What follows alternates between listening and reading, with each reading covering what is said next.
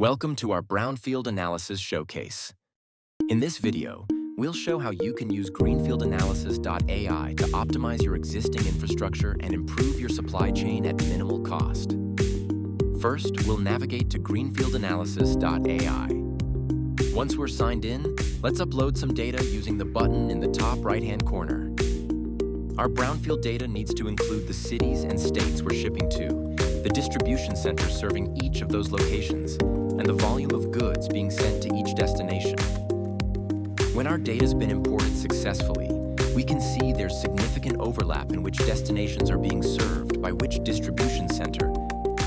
We can switch between the imported distribution center assignments and an optimized assignment that minimizes the distance between our distribution centers and the customers they're serving.